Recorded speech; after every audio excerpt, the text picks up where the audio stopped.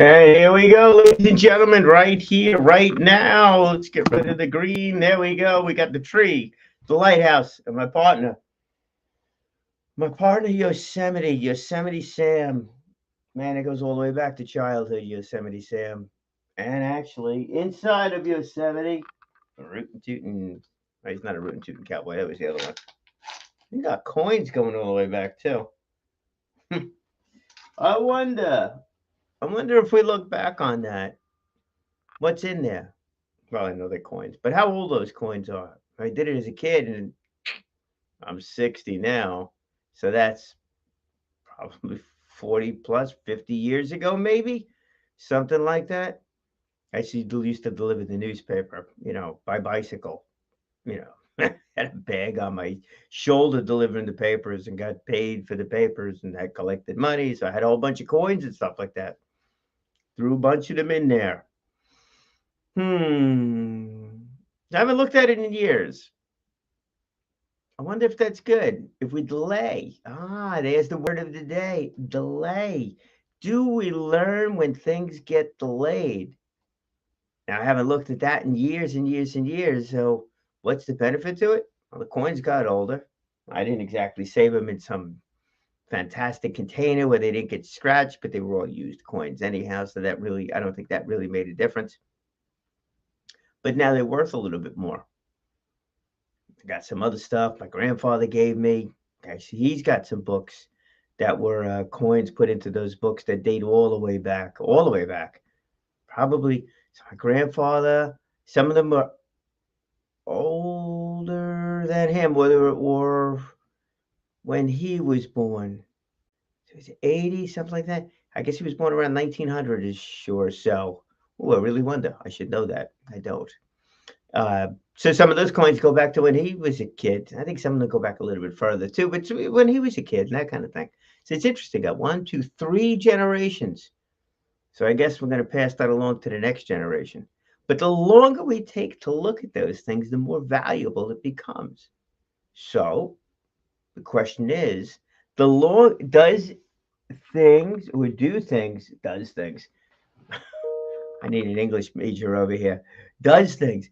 Do things become more valuable if it takes longer for you to do them or they get delayed a little bit longer? Hmm. I bet they actually do. But again, we have to deal with those in the moment, in the moment emotions. Not good sometimes, those in the moment emotions. It goes back to like so many different things. As long as we could stay focused, or the clearer we are, let's put it that way, the clearer we are on the big picture, then I think the easier it is to deal with those things that come up. And there's always things that come up, always things that come up, even today, right? So I normally do this at 1 o'clock in the afternoon Eastern. It is now 3:30 in the afternoon Eastern, delayed for 2.5 hours. Should I do it? Should I not do it? That was the question. Thank you, Karen. That was the question. Should I do this or not? Because I missed my time doing it. Well, I missed my time slot, that 1 o'clock slot, which again, it's internet, so who cares, right? The beauty of internet. But that wasn't the big picture. The big picture was not doing this at a time. The big picture was doing this on a daily basis, weekdays, which I've been doing. Big picture is consistency. And I think that's more of it than anything else. Occasionally we played a couple of replays. I think that's fine. But that doesn't take away from the big picture. The big picture is there's always been something on, good or bad. There's always been something on. This way I could meet my internal goals of of addressing the big picture on the whole thing, which is consistency. And that's really the overall message in so many things. Where does success come from? It definitely comes from consistency. So when things get delayed, it's not a bad thing. Those coins in 1900, what was that 1900 nickel worth? It's worth a nickel. That's it. Nothing more, nothing less. But as it became more and more valuable. Maybe it's only worth 6 cents. I don't know. I don't know. I'm not too sure about that one. One of these days, I got to go figure that out. But it still grew in some value. It grew in some it, value to me. Let's put it that way. Especially the stuff my grandfather did, because I know that he and I are the only ones in the last 60 years, could have even been longer than that, to ever even touch those coins. So, that's kind of cool. I knew he put effort into it, so that's kind of cool. So it means something to me. Let's get back to business here, though. Let's get back to doing a podcast. Let's get to whatever it is that you might be working on, exercise, whatever it is. So if you get delayed, is that bad? Sometimes I think, when it comes to exercise, getting delayed kind of happens, right? You go out, you're running, get a little sore. Hopefully you never twist your ankle or anything like that, or it's a real rainy day. It's like, "Oh, I don't want to go." And now all of a sudden, that delay of not doing something, weather related, let's call it something very justifiable, very justifiable. You run on a daily basis, that's good. All of a sudden, and Friday here in Long Island, Northeast area, we may get hit with an ice storm. All right. So if we get hit with an ice storm and you're running, you run outside, that's your normal daily thing to do, whether it's 1 mile, 5 miles, whatever it is. It's icy. The roads are icy. The sidewalks are icy. The track you run is icy. It's icy. It's not safe to do. What do you do? What are you doing? How do you approach that aspect of it? So do you just flat out delay the run to the next day? Or do you find some other alternative? And that's where the value comes into it too. Because look, not doing this thing at 1 o'clock, I really took a look at or reinforced the idea of why I was doing this thing in the first place. If it's the exercise, it's the same thing. If you normally run on a daily basis and you're not going to run Friday because it's all icy, does that mean that you've failed? Oh gosh, I hate that word. Failed your goal? No, no, it means that you've adapted to whatever is necessary to adapt to. That's the difference. So you might make it a rest day, shift your rest day around and do it that way. Run twice as much the following day to make up for it. That could be something. Maybe really go and take a look. Go to one of these YouTube things, call your coach and say, look, I'm not going to run today. It's crazy outside. They're like, okay, makes sense. What else can I do? How else can I look at this day off, day of not running, and do something a little bit different? Maybe it's another way to help strengthen your body in a way that running is not going to do it, but you're stretching a little bit more. You're working on muscles in another area. So that's really where I think that delays are not a bad thing. And you could apply this into the business world too. Let's get something to drink.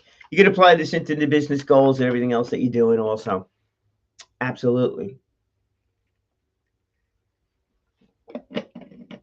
So, I mean, here's the things that are coming up in my world. I'll give you that one, straight up. The drag racing. So the drag racing that's going to take place at Calverton Air Park, Calverton Executive Air Park, in April, and there's 5 races in April, and there's another 20 races between August and September. So I had visions of what I wanted to do in April, and this started like 2 months ago. I had visions of what I thought we'd be able to do. No, I had visions of what I wanted to do, what I wanted to do in April at these things. Did it come to be? No.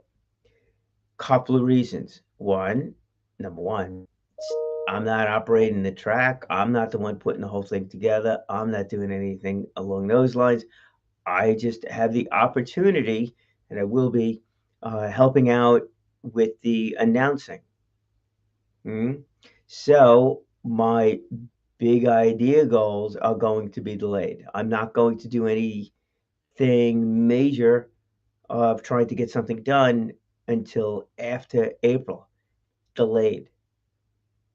So my goals are delayed. Yes. No. They are and they're not. So the idea here, and apply this to your own project, right? You thought you were going to start something in, January, and here it is. We're in February, walking into March. You're like, oh, I really wanted to do it. I didn't get it started, and I'm going to pick another date. Well, if you didn't do it in January, and it's now March, or soon to be March, maybe it wasn't that important for you to do in January. Could be. Maybe Maybe it wasn't time for you to do it in January. Maybe you didn't have the resources together for you to do it in January. You now have you've spent a few extra months, I'm sure, thinking about it because it was important to you. But if you never did think about it, and it's like, oh, when it was, oh, yeah, well, and that delay was probably a good thing. Because if you are now sitting there going, oh, yeah, and haven't done anything in the last 3 months, haven't thought of it in the last 3 months, haven't done any work on it at all, it may not be that important for you to do in your own growth, your own success, your own business success, anything like that. So maybe you really got to think about whether or not you're going to do it at all. How important really is it for you to do if you're not even thinking about it? Now we could go back and December. Oh, you got this thing going. January, you could have done a business plan, a marketing plan, a full in-depth one, a small one, 1 page, 3 pages, whatever you want to do. You could have done a vision board. You could have gotten magazines. You could have cut out pictures. You could have broken out your crayons. You could have drawn. You could have called your friends together, your business associates together, your family members together to go discuss the whole thing. But if you didn't do anything, if you did nothing, that delay is probably an answer to you. Think about that. Now, on the other hand, and this has been what I've taken a look at with this thing, is that so I thought about this back in December, which I found out we want to go live stream. I'm going to be live streaming that thing, the races, and so I found that out in the end of December. So there's not really much to do over there, holidays, whatever, and that kind of thing. January all of a sudden became a little bit clearer, and then it became a matter of how do you do it? This is where my knowledge, the phrase is properly over here, the knowledge of how to get it done. Who would be the proper partner? Who would partner with this thing? What's the budgetary constraint or budgetary opportunity that's involved with this thing? Who is the listening audience to it? Where and how much of an effort, where do the cameras go? How many cameras can we use? Again, we're back to budget. What are we spending on this thing? What's the size of yours? What's the income possibilities on this thing? Even if it's just covering costs, but at least, what's the revenue side of this thing? The revenue in and revenue out. So I've been thinking about it. I've been tossing the idea around. I'm like, oh, I could call this, I could call that, I could do all the rest of this stuff. But here's the thing that one really must consider is that is it your project or is it your idea of somebody else's project? And there you go. So that was my thinking on this thing. The races, the drag racing out east. I've been a supporter of it. I've helped them at various times, promoting the idea. I think it's good for a couple of different reasons. One, it's exciting, just from an overall standpoint. It's exciting. Going back on a family side of things, my father used to take me and friends. We used to go to Islip Speedway. Yeah, Islip Speedway, Freeport Speedway. Yeah. And then my son, we went out to Riverhead, done that. Went out, raced go-karts. These go-karts did about 45 miles an hour up in Lime Rock, Englishtown. Great stuff. Really a lot of fun. And he raced my car, had a 74 Capri. 74 Capri, 4-cylinder beast. Raced that car, Freeport Speedway. Yeah. I know what you're thinking. It's a 4-cylinder car. but it was four-cylinder car. I wound up winning that night. I beat a '57 Chevy. I did the whole background story and the whole thing. My obstacle was that I didn't have a big engine in there. His engine was much more powerful than mine. My opportunity was I didn't have to use the brakes. He did. So I caught up to him at the end, but wound up passing him. It was crazy stuff. But anyhow, but it was a lot of fun. And it was a big family thing. So I'm thinking, wow, if those races take place out there, and this was the thought last year, that's got to be family entertainment. And hired they hired the racing associations, one of the racing associations, to do a study. That was done. So there was actually, it was stated in there, they feel it would bring in about $17 million to Long Island. So now I'm thinking, if there was drag racing out there, that would be kind of neat, wouldn't it? Or it would be kind of neat, be kind of dope, wouldn't it? To have the racing out there. So, but what is drag racing? Do you know? Well, let's see. I could ask somebody what drag racing is that watches it on TV, the NHRA drag racing, the Top Fuel, the funny cars, and everything. And they're ripping down the track at 200, 250 miles, 300, 330, 340 miles an hour on a quarter-mile track. I was like, is that drag racing? Well, yes, it is. And then I saw another video where they're racing models. They're racing cars that are, like this, like 2 feet maybe in length or something like that. And they're racing them out on a track, against each other. Is that drag racing? You bet it is. To them, that's drag racing. And then, of course, there's the others, that race on the smaller tracks, the eighth of a mile tracks. The folks that have got the fast cars in the garage and, looking for some place to run it, and they go out to a lot of these local tracks. You never see that on TV.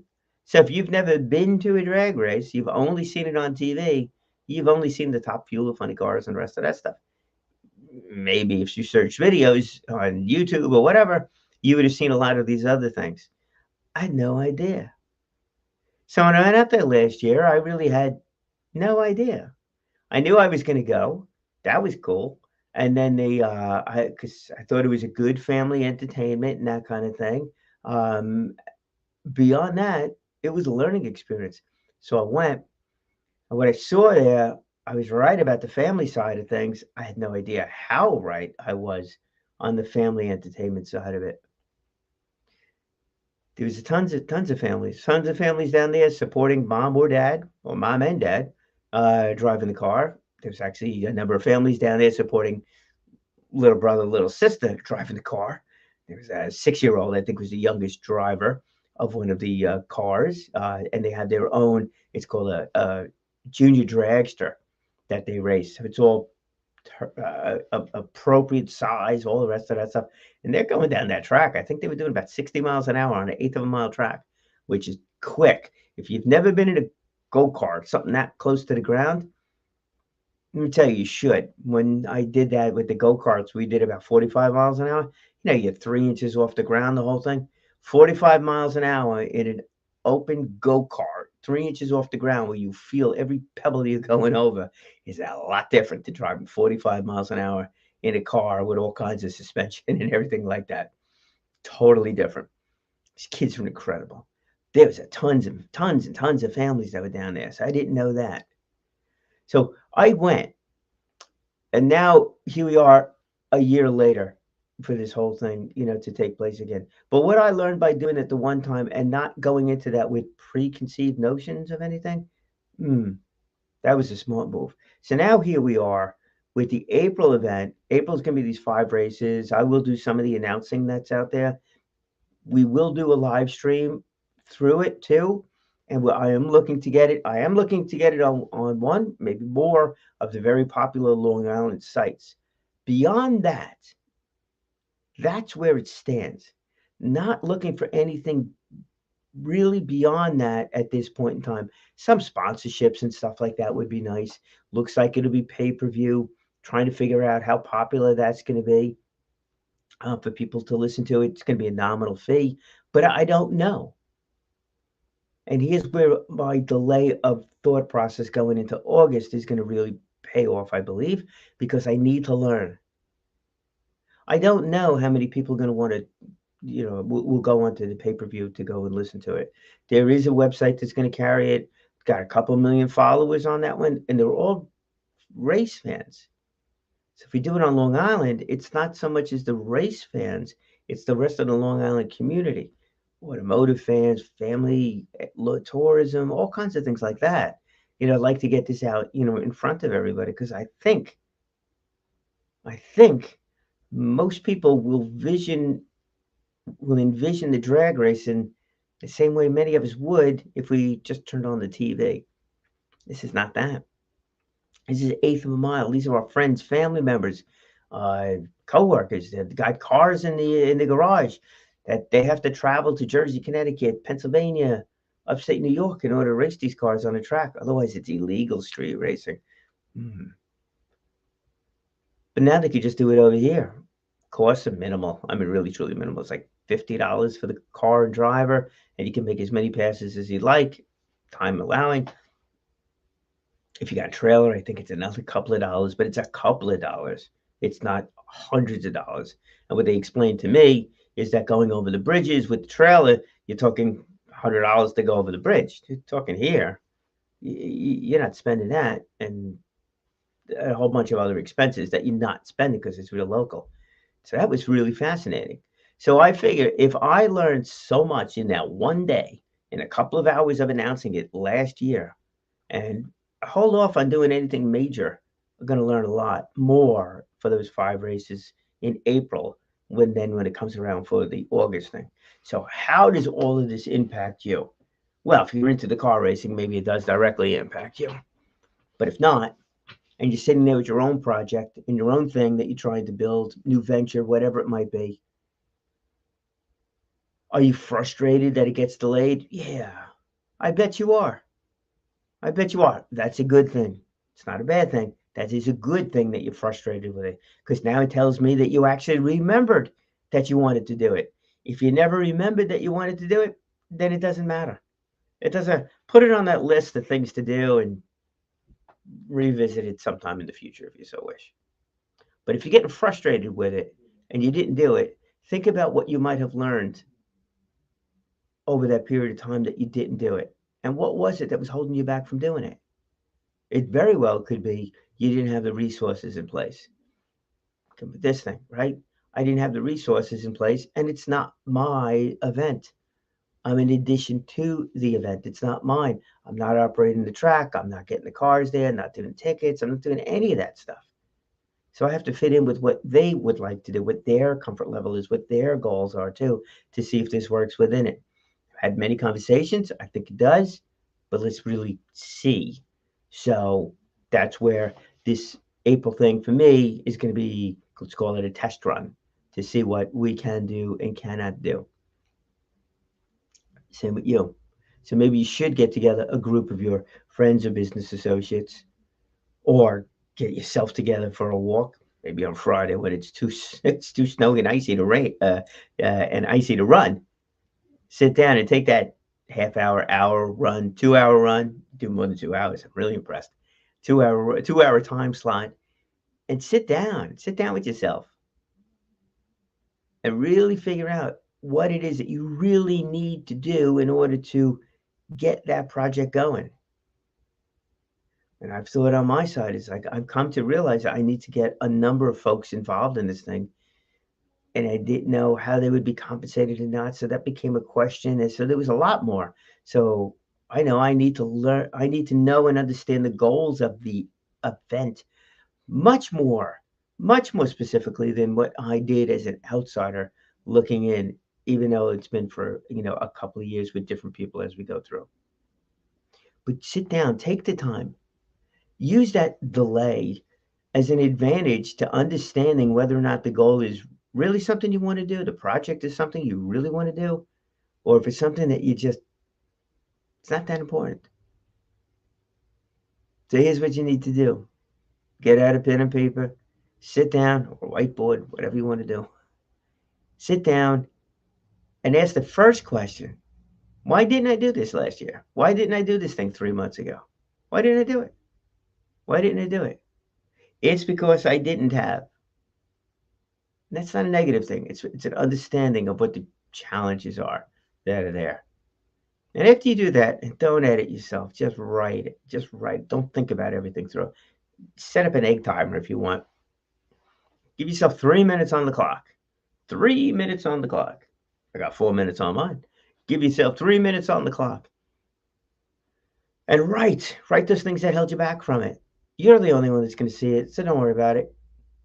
You know, wasn't confident enough, didn't have the money, didn't have the time, didn't really have the interest. Gosh, that might hurt a little bit, but you know what? If that's reality, that's reality. Didn't really know who the players were. Ooh, that could be reality too. That's an important one to know. Didn't really understand who the target market is. Big one too. Big one too. Once you do all of that, 3 minutes, man, go quick. Just boom, smash it all down there. Once you do that, then take a look at it. And now you got to figure out the next step. What do I need to do in order to fill in those holes, fill in those gaps? What is it that's really needed? Maybe it's money. Maybe it's business partners. Maybe it's an understanding it's not your project, that you're pigtailing off of somebody else. Then get those people together. Get them together. Figure out who, and this is always important, not who's going to support you because they love you and all the rest of that stuff, but who is going to support this because they are going to benefit from it also. They will selfishly benefit from it also. And that's not a bad thing. Because if they see their involvement in this project as a benefit to them, not just as a goodwill effort to you, but as a real benefit to them, they're on the phone with you in a split second. They'll show up at the meetings. They'll come up with ideas that'll work for you and them or just them, and then you filter it out a little bit. Don't lose fact that it's actually your project. But now all of a sudden you've got something there. And here's what you're also going to wind up with. You're going to wind up with this incredible mastermind group. Because once you really have those partners in place, when you really know, when you really, really know what you really, really need in order to make this thing work, and you're comfortable with that, now all of a sudden you got a very clear goal, got a very clear objective on the whole thing. And then your team, who you now know is a team, not just a group of people, but a team that's all in that same book, maybe not on the same page, but in that same book. And they all head in that same direction. Now all of a sudden you got yourself one powerful mastermind group. Now you got a whole bunch of people that understand what everybody's role is, that understand what everybody's selfish takeaway on the whole project will be. And then they're not going to be that selfish when it comes to sharing ideas because they now will understand and see that one, that group is authentic, sincere, and credible. And when you can get those people sharing ideas to make your project or that project that much more achievable, everybody wins in that respect. And that is incredible when you got that credibility thing happening there. That's really what you're all after. So if something gets delayed, ask yourself why. Why did it get delayed? Is it totally valid? It's an ice storm. I'm not going to run. Okay, you get delayed on that. That's a smart move for getting delayed. Or is it delayed because you completely forgot about it? Well, that's a telling sign also that the thing just was not that important to do right in the first place. And maybe that's just the point right there to say, forget it. I'm done. Drop the whole thing. I know for me, there are some projects out there that are worth doing, and however long they take, they take. This racing thing, I'm like 4 years into it. Where do I think it's going to go? Well, I've got very large kind of woo where I think this thing could go, but we'll save that one for another day. Right now, we just got to get ready for April. Just gonna make it down there and have a good time. Learn a little bit more about the actual inner workings and live streaming of an event, doing that, making sure comfortable with phrases, words, stuff like that. Maybe get a few stories behind the whole thing. This way we can go and do and see what it's like to be doing that whole thing. That should be absolutely fascinating. I'm so looking forward to that. Hey, delay is not a bad thing. Don't think that it is. When you're done delaying, when you really know where you're going to go, when you're really focused on what you're going to do, what are you going to do? It's very clear. You're going to speak well, you're going to speak often, and you're going to live inspired. All right, Maestro, cue the tomato talk. One tomato coming up.